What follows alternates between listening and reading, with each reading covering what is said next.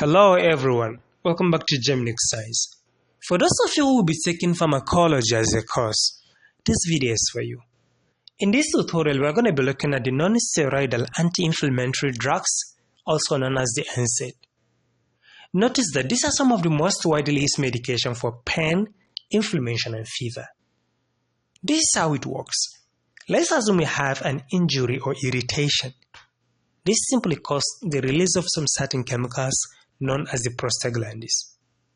With the help of an enzyme known as the COX enzymes, which is a short form of cyclooxygenase. And notice that there are of two types.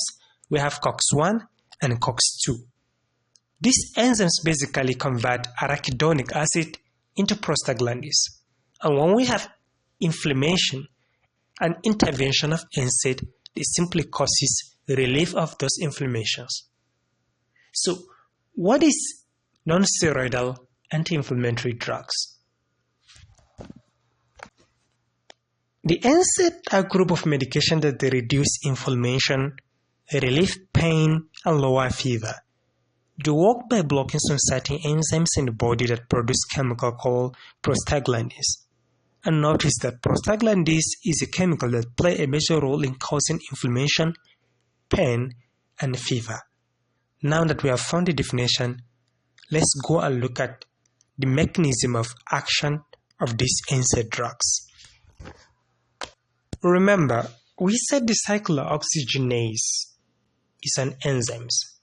So in this case, the key mechanism involves blocking the cyclooxygenase enzymes, which are of two types. We have COX-1 and we have COX-2, but they have different function. The COX-1, they simply protect the stomach lining and maintain kidney function. What about the COX-2? They simply produce prostaglandins that causes pain and inflammation. So what really happened here is that NSAID block these COX enzymes, reducing prostaglandins which decreases pain, fever, and inflammation. However, when you block COX-1, this can lead to side effects like stomach irritation. The simple reason why blocking the COX-1 can bring side effects like stomach irritation is simple. Remember, we said the COX-1, they regulate or they control the stomach lining or protect the stomach lining and also regulate kidney function. So blocking it will basically have a side effect. So we're going to look at some classes of NSAID, which are the non-selective COX inhibitor, selective COX-2 inhibitor, salicylate, and propionic acid. The first group of medication is the non-selective COX inhibitor. As the name suggests, non-selective, meaning it does not select, basically it just inhibits both. Notice that this simply blocks both COX-1 and COX-2 enzymes. COX-1 and then COX-2. Example of drugs, we have things like aspirin, Ibuprofen, diclofenac, naproxen, and bemetacin. If you like, you can use this mnemonic to make it ridiculously easy. 8 in nutrition. This simply stands for aspirin. And here we have Ibuprofen. Some people pronounce it as Ibuprofen, but regardless of how you pronounce it, just make sure you write it properly. We're definitely going to meet at the spelling. And here we have diclofenac. And here we have indomethacin. And here we have naproxen. What about the selective COX-2 inhibitor?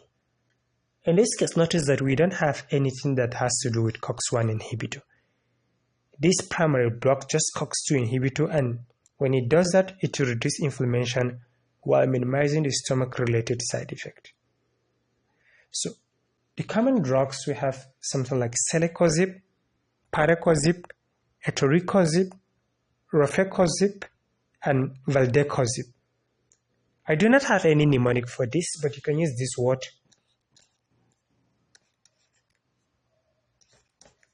Prevs, like Prevs, Prevc.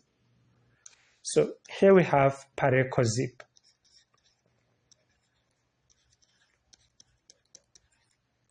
And here we have Rofecoxib. And here we have Etoricozib.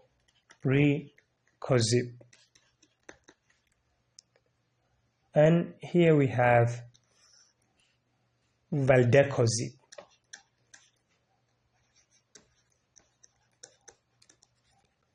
And the last but not the least, we have the Celecoxib. That is my favorite.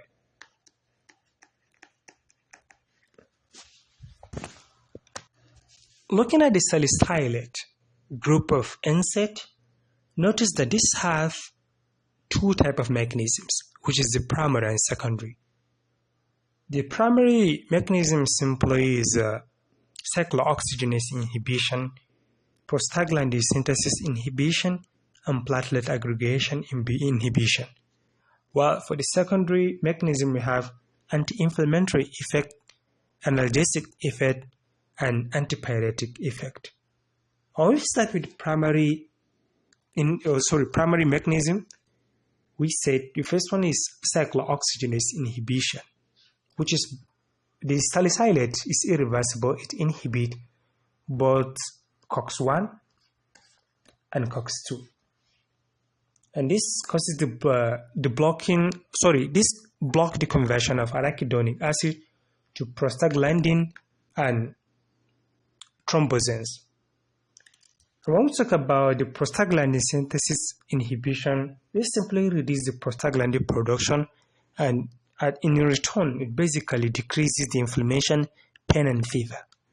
And the last but not the least, under the primary mechanism, is platelet aggregation. So for the secondary, we said we have anti-inflammatory effect, analgesic effect, and then we have the antipyretic effect. An example of salicylate drugs, and notice that the salicylate drugs are the oldest NSAID. They are very old compared to the one we looked at previously. Example, we have aspirin, but acetylated. Another example, salicylate. And another example, we have CMT, which is choline magnesium trisalicylate.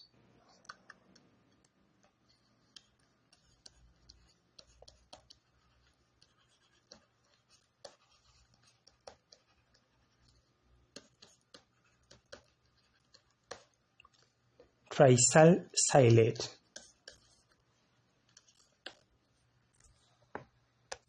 So the last but not the least, we have the propionic acid. Propionic acid derivative. This class is commonly used for pain and inflammation. Example, we have ibuprofen, naproxen, phenoprofen, ketoprofen, etc., etc. So some common use of NSAID is simple for treating headache, muscle aches, arthritis, managing fever and menstrual cramps, reducing inflammation in conditions like gouts. And also, like all medication, also the NSAID have a side effect. The side effect of the NSAID, we have things like the stomach irritation or ulcers. That is if you inhibit the COX-1. Those drugs that work under both example of drugs like non-selective COX inhibitors, the one that block both COX-1 and COX-2. It also has problem that has to do with kidney issues.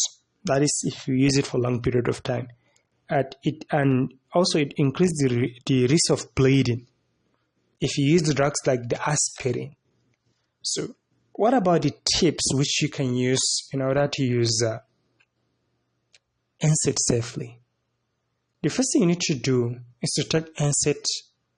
Do not take NSAID in an empty stomach. And you need to avoid multiple NSAID, like combining a lot of NSAID at a time. And speak to your doctor if you have any kidney problem or if you are pregnant. So I hope you find this helpful. Thank you for joining me to learn about NSAID. Do not forget to like, share, and subscribe to Genomic Science for more exciting and simple explanation. See you in the next video. Thank you for watching. Hello everyone. Welcome back